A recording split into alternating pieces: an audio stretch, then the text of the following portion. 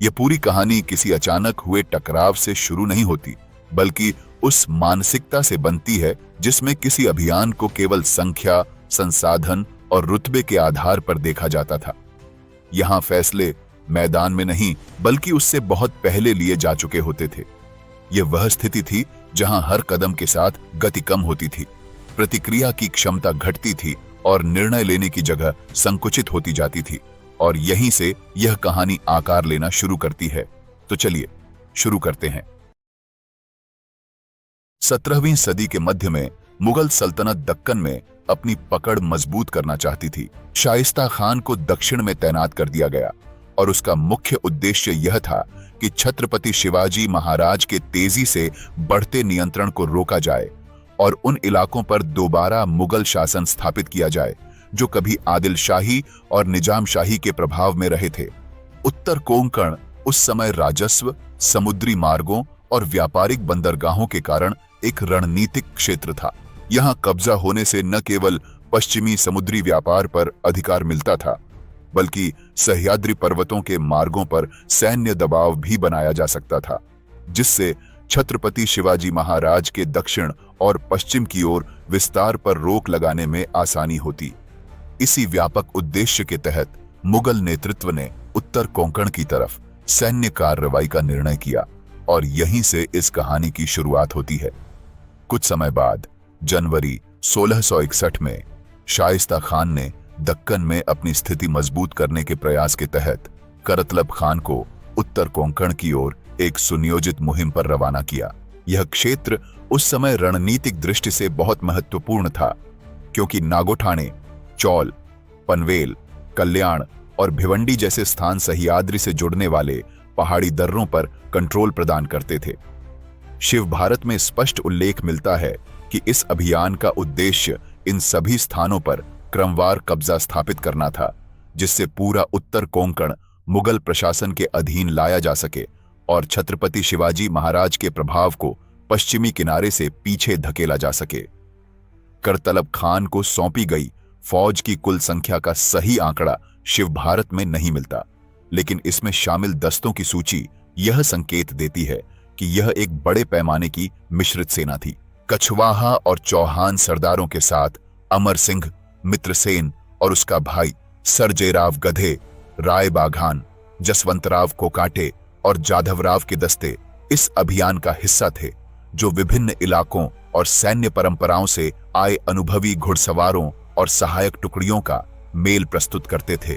इन सबको मिलाकर लगभग 25,000 सवार करतलब खान के अधीन रहे होंगे, जिनके सहयोग के लिए शाही पैदल फौज का एक दस्ता भी साथ लगाया गया था, ताकि पहाड़ी और तटीय दोनों प्रकार के मोर्चों पर कार्रवाई एक साथ संचालित की जा सके। शिव भारत के अनुसार करतलब खान सह्याद्री की तरफ जाने के लिए लोहगढ़ के पास उत्तर दक्षिण चलने वाले तंग रास्ते से उतरा, जिसे बंदूक की नली जैसा बताया गया, जहां फौज हर कदम रुक कर बढ़ती थी। नीचे उतरते ही वह उदुम्बरखंड नाम के घने जंगल में पहुंची। इसी विवरण पर इस दर्रे की पहचान कुरवांडे पास से की जाती है, जो बोर पास से लगभग 5 किलोमीटर दक्षिण में है। कुरवांडे के पश्चिम लगभग 6 किलोमीटर पर उम्भरे गांव है, जहां तक जाने वाला रास्ता गहरे दर्रे से गुजरता है। उम्भरे पहुंचने पर यही रास्ता दक्षिण की ओर ऐसे मोड़ पर मुड़ता है जो पश्चिम की दिशा को बंद कर देता है।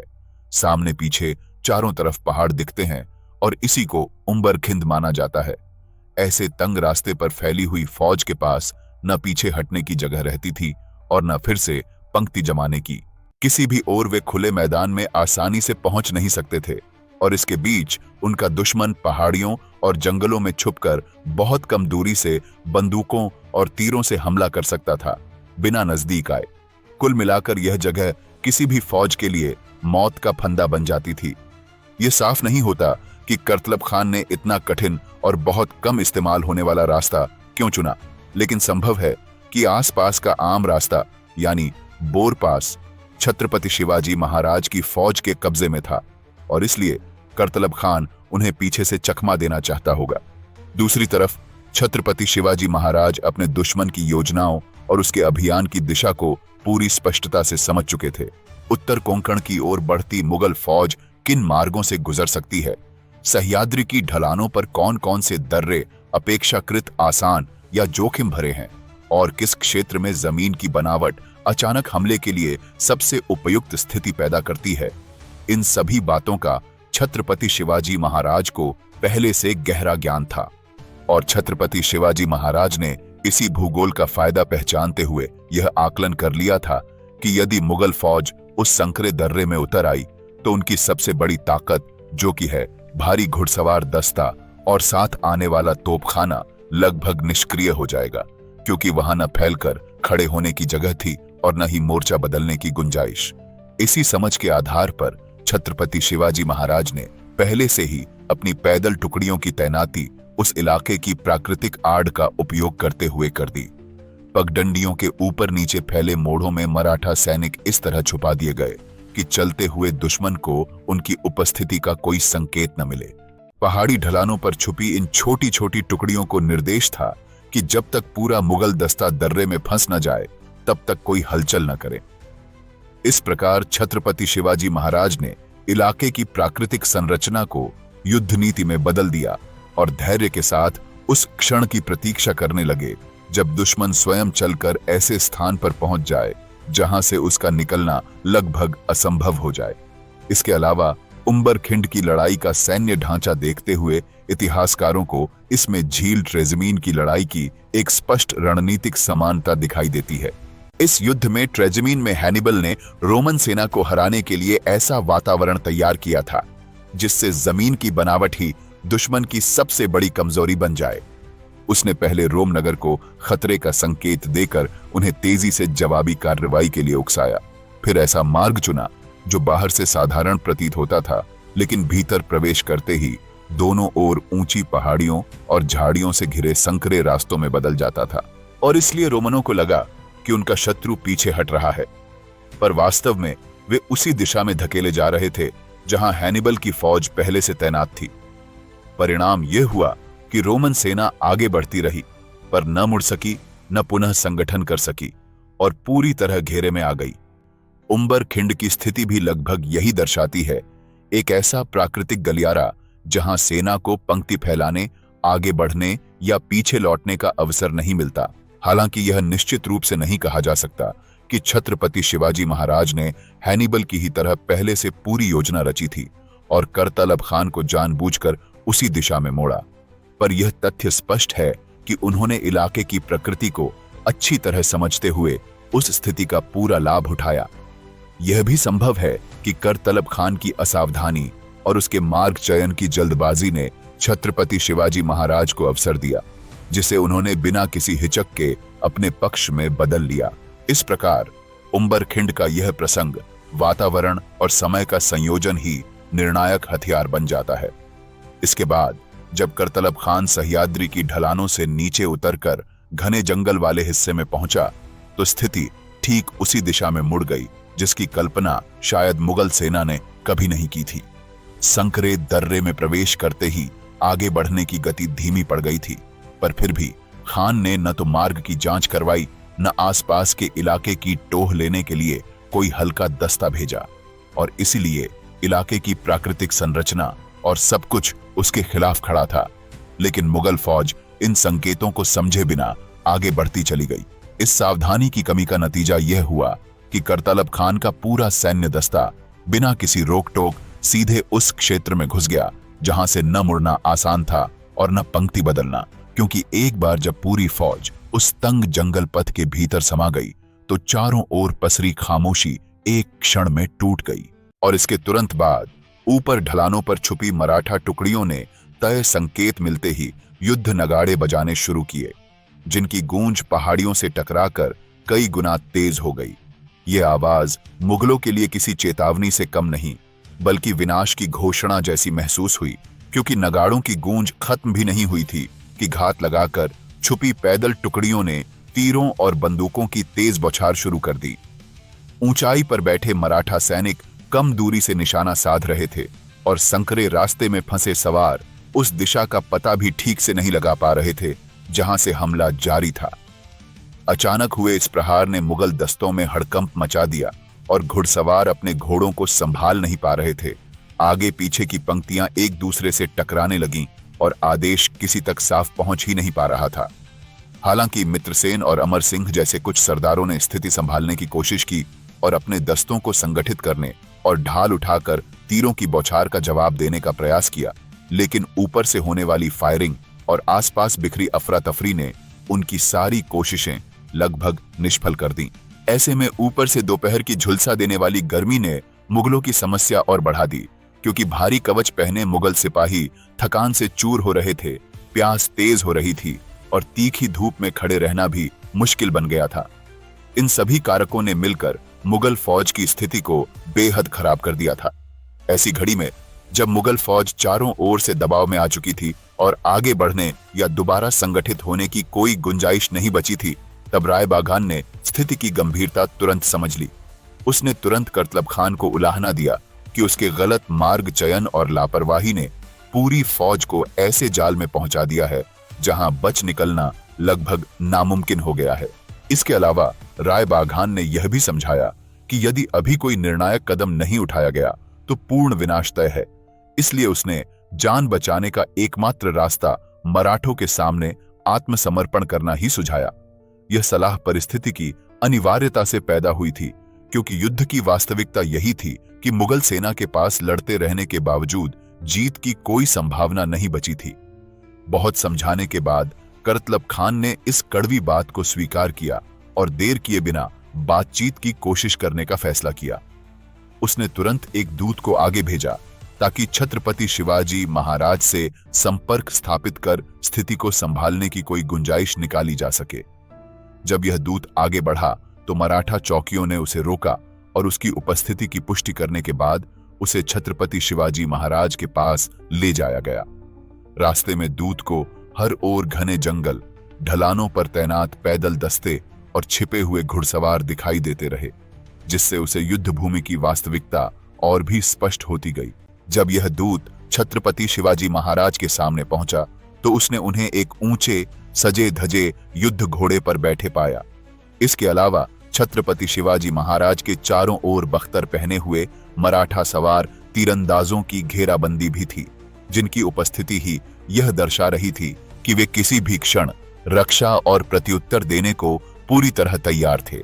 स्वयं छत्रपति शिवाजी महाराज भी पूर्ण युद्ध वेश में थे। जब दूत आगे बढ़कर सम्मानपूर्वक झुका तो छत्रपति शिवाजी महाराज ने केवल हल्की सी नजर उठाकर उसकी उपस्थिति को स्वीकार किया, क्योंकि यह संकेत था कि वे उसकी बात सुनने को तैयार हैं, पर परिस्थिति पर पूरा नियंत्रण उन्हीं के हाथ में है। उसी क्षण दूत ने करतलब खान का संदेश प्रस्तुत किया। उसने बिना किसी घुमाव के यह विनती रखी कि करतलब खान अपने पास मौजूद संपूर्ण माल असबाब, युद्ध सामग्री, जानवर और खजाना सौंप देने को तैयार है, बशर्ते उसकी फौज को जीवित वापस लौटने की अनुमति मिल जाए। यह प्रस्ताव मुगल दल की पूरी निराशा को दर्शाता था, क्योंकि वे न लड़ सकते थे, न पीछे हट सकते थे और न ही सुरक्षा के लिए कोई वैकल्पिक स्थान चुन सकते थे। छत्रपति शिवाजी महाराज ने इस गुजारिश को शांत मन से स्वीकार किया। उनकी सहमति मिलते ही छड़ीदारों को आदेश भेजा गया कि जंगल में फैले मराठा दस्तों के सभी सरदारों तक तत्काल युद्ध विराम का संदेश पहुंचा दिया जाए। इस आदेश का प्रसार तेजी से होता गया और ढलानों पर छिपी टुकड़ियां संकेत देते हुए रुक गईं। तीरंदाजों ने अपने धनुष थाम लिए और घुड़सवार अपने स्थान पर स्थिर खड़े रहे।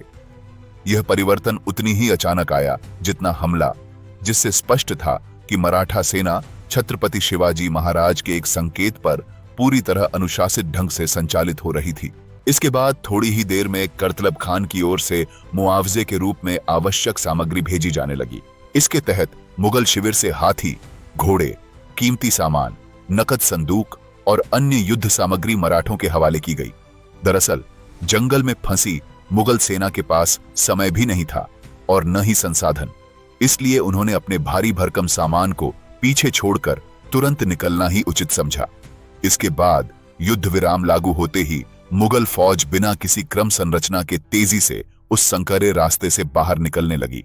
इस प्रकार पूरी मुगल टुकड़ी अपनी जान बचाकर उस जंगल से बाहर चली गई। अब यह प्रश्न स्वाभाविक है कि उम्बर खिंड जैसी निर्णायक स्थिति में, जब करतलब खान का दस्ता संकरे दर्रे में पूरी तरह फंस चुका था और मराठा टुकड़ियां ऊंचाई व जंगल से उस पर पूरा कंट्रोल रखती थीं, तब भी छत्रपति शिवाजी महाराज ने उसे सुरक्षित लौटने की अनुमति क्यों दी, जबकि सैन्य दृष्टि से उस समय मुगल टुकड़ी का लगभग पूर्ण विनाश या सामूहिक कैद संभव थी। लेकिन समकालीन स्रोत इस निर्णय की सीधी वजह नहीं बताते। यह ऐतिहासिक खामोशी संकेत देती है कि निर्णय का आधार केवल युद्ध क्षेत्र की ताकत नहीं, बल्कि दक्कन की व्यापक राजनीतिक और कूटनीतिक परिस्थिति थी।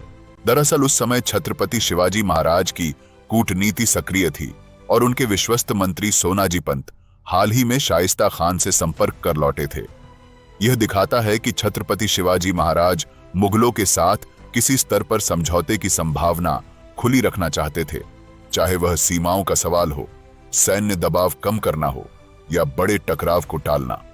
यदि उंबरखिंड में पूरी मुगल टुकड़ी नष्ट कर दी जाती तो इसे केवल सैन्य हार नहीं, बल्कि मुगल प्रतिष्ठा पर सीधी चोट माना जाता, जिससे कठोर प्रतिशोध तय हो जाता और बातचीत की हर संभावना समाप्त हो जाती।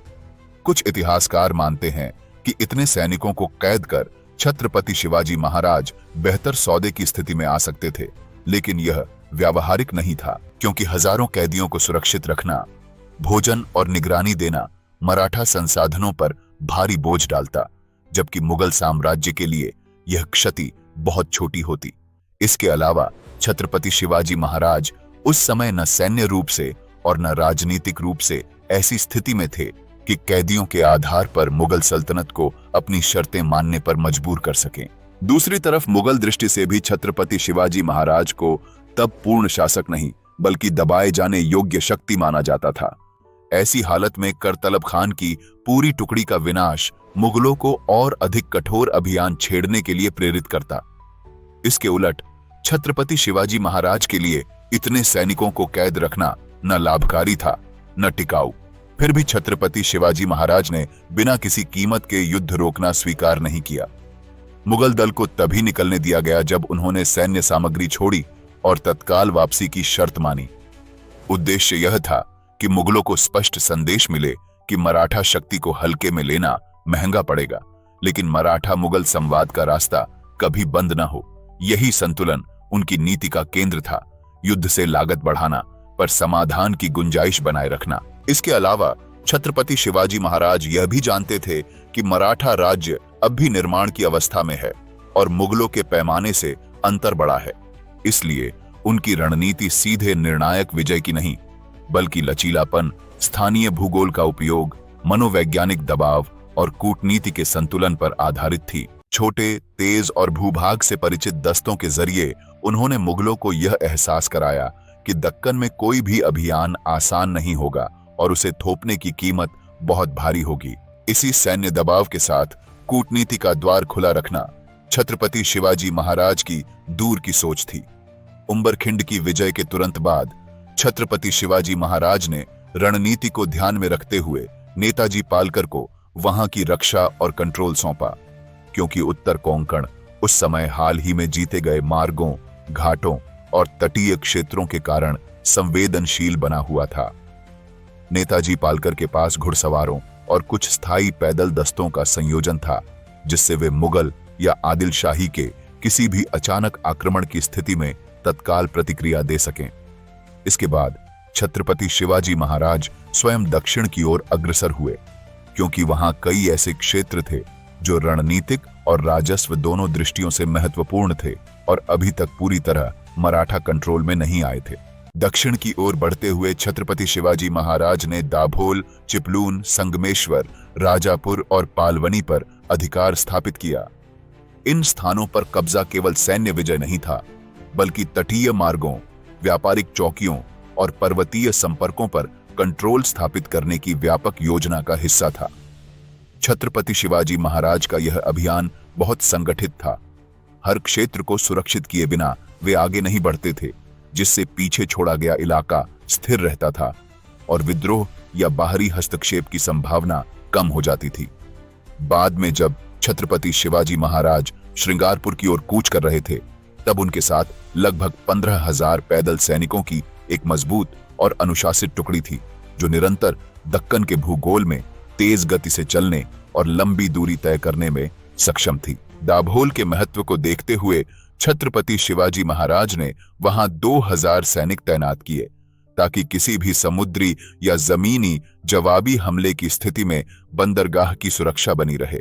इसके साथ ही मंदनगढ़ किले में एक गारिसन की नियुक्ति की गई, जिससे आसपास के पहाड़ी रास्तों की निगरानी और दक्षिण कोंकण में आने जाने वाले मार्गों पर कंट्रोल बना रहे। यह भी संभव है कि छत्रपति शिवाजी महाराज ने चिपलून, संगमेश्वर या राजापुर जैसे स्थानों पर भी छोटे छोटे गारिसन छोड़े हों, जैसा कि वे अक्सर हर अभियान में करते थे, ताकि क्षेत्रीय स्थिरता बनी रहे और आगे की तरक्की के लिए रसद तथा सैन्य ठिकाने सुरक्षित रहे। इस पूरी प्रक्रिया से स्पष्ट होता है कि छत्रपति शिवाजी महाराज का दक्षिण की ओर अभियान केवल विजय की इच्छा नहीं, बल्कि सोचा समझा इंतजाम, स्थायी कंट्रोल और भविष्य की सैन्य तैयारी का संगठित चरण था। उसी समय दक्षिण कोंकण में आदिल शाही की कोई मजबूत फौज मौजूद नहीं थी, और जो टुकड़ियां वहां तैनात थीं, वे छत्रपति शिवाजी महाराज के पास आते ही भाग खड़ी हुईं। पालवनी को दरकिनार करते हुए छत्रपति शिवाजी महाराज दाभोल छोड़ने के 3-4 दिन बाद चिपलून पहुंचे। इसके बाद संगमेश्वर और देवरुख पर कब्जा किया गया और हालात ये हो गई कि छत्रपति शिवाजी महाराज के आते ही संगमेश्वर से मुस्लिम अफसर भाग गए।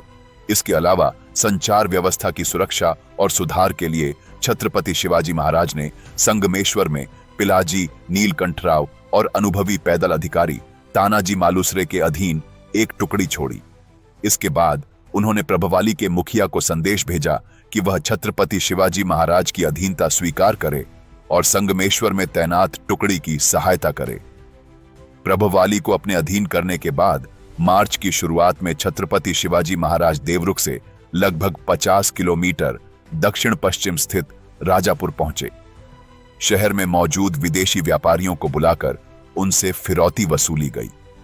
ऐसा प्रतीत होता है कि कई विदेशी व्यापारियों को पूरी तरह लूट लिया गया और छिपी हुई संपत्ति की तलाश में उनके घर तक खोद डाले गए। इसके अलावा 7 अन्य अंग्रेज बंदी बना लिए गए तथा उनकी फैक्ट्री भी खुदवाई गई।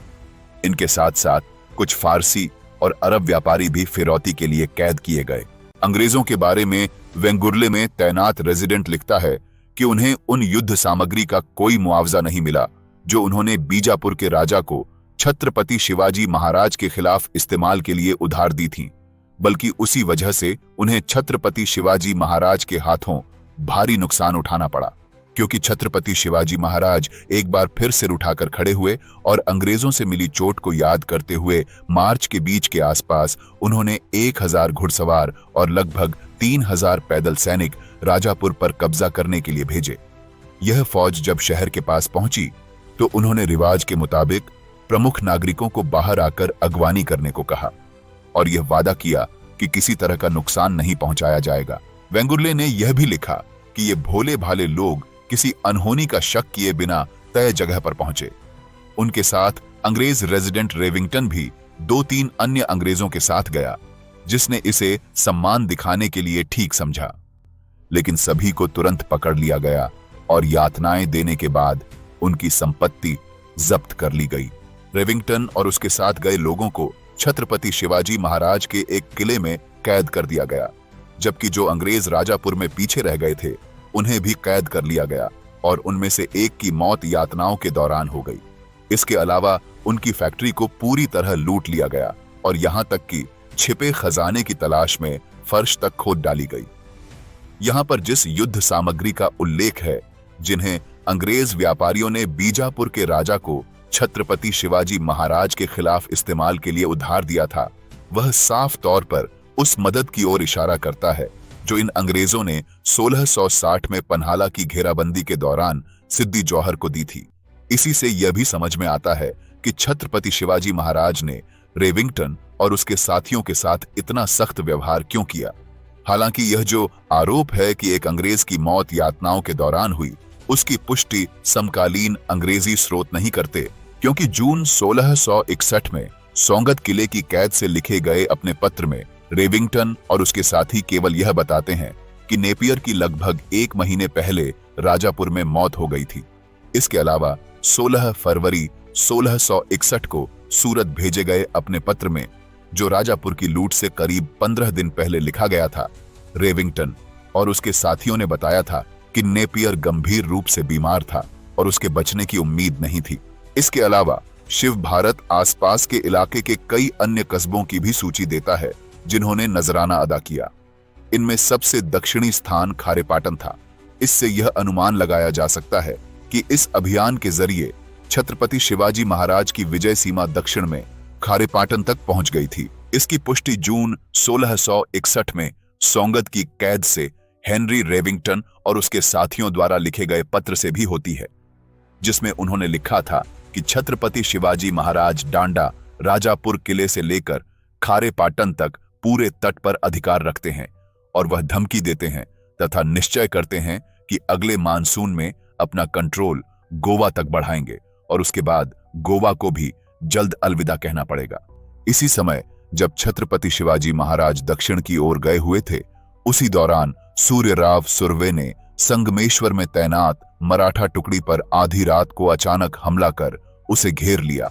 इस अप्रत्याशित रात्रि आक्रमण से पिलाजी नीलकंठराव इतने घबरा गए कि उन्होंने अपने लोगों को छोड़ दिया और भागकर जान बचाने की कोशिश की, लेकिन उनके लेफ्टिनेंट तानाजी मालुसरे ने उन्हें पकड़ लिया। उनकी कायरता पर उन्हें फटकारा और रस्सियों से बांधकर एक चट्टान से जकड़ दिया। तानाजी मालुसरे के साहस ने स्थिति संभाल ली। मराठों ने दुश्मन को रोके रखा और भोर होते ही वह मैदान छोड़कर भाग गए। ये खबर सुनते ही राजापुर से छत्रपति शिवाजी महाराज तुरंत लौटे। सूर्यराव सुर्वे के हमले की जानकारी मिलते ही उन्होंने संदेश भेजा कि सूर्यराव पालवनी आकर उनसे मिले और उनसे सुरक्षा का आश्वासन प्राप्त करे। सूर्यराव ने दूत के जरिए उत्तर भेजा कि वह छत्रपति शिवाजी महाराज के संदेश का पालन करेगा। इसी बीच छत्रपति शिवाजी महाराज पालवनी पहुंचे और उस पूरे इलाके पर कब्जा करके वहां गारिसन तैनात कर दिया, लेकिन सूर्यराव सुर्वे तय वादे के बावजूद वहां नहीं पहुंचा। संभव है कि उसने यह आकलन किया हो कि छत्रपति शिवाजी महाराज उत्तर की ओर कूच कर चुके हैं और अब लौटेंगे नहीं।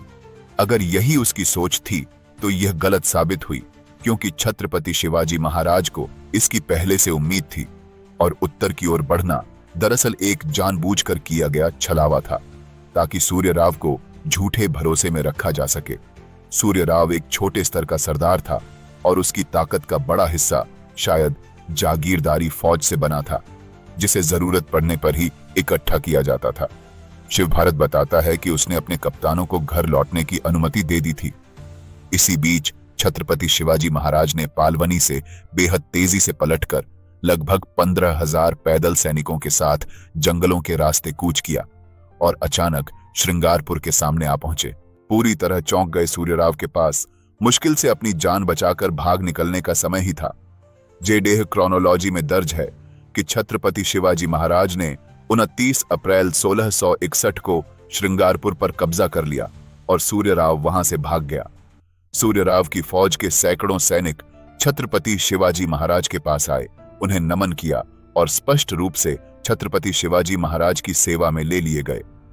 पास के एक पहाड़ी किले पर भी कब्जा कर लिया गया और उसका नाम बदलकर प्रतीतगढ़ रखा गया।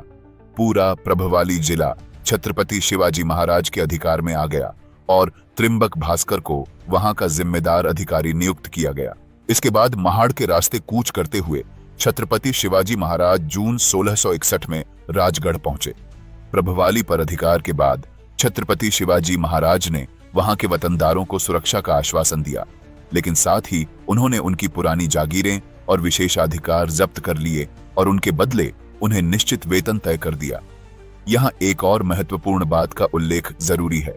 मुस्लिम शासन के दौरान दाभोल और प्रभवाली के नाम बदलकर मुस्तफाबाद और मुजफ्फराबाद रख दिए गए थे।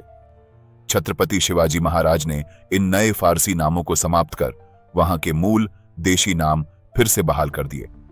इस अभियान के बाद लगभग 2 वर्षों तक छत्रपति शिवाजी महाराज और आदिल शाह के बीच शांति बनी रही और संभव है कि यह किसी मूक समझौते के तहत हुई हो या फिर किसी औपचारिक संधि के जरिए। और इसी तरह छत्रपति शिवाजी महाराज ने अपनी छोटी सी टुकड़ी को ऐसा आकार दिया जो संख्या से नहीं सोच से बड़ा था। उम्बरखिंड में उन्होंने दुश्मन को मारकर नहीं बल्कि कंट्रोल दिखाकर हराया। यही सोच आगे चलकर सेना नहीं राज्य बनी। जहां दूसरे सिर्फ लड़ाइयां जीतते थे, वहां छत्रपति शिवाजी महाराज भविष्य गढ़ रहे थे और वही भविष्य आगे चलकर हिंदवी स्वराज्य की नींव बना। और यह कहानी अगर आपके दिल को छू गई हो तो रतनपुर की जंग को महसूस कीजिए, रानी कमलापति के त्याग को समझिए और ढोलपुर की लड़ाई को जानना शुरू कीजिए। अगर आपको हमारा रिसर्च अच्छा है तो नीचे डिस्क्रिप्शन में दिए लिंक से सपोर्ट करें। जय हिंद, जय भारत।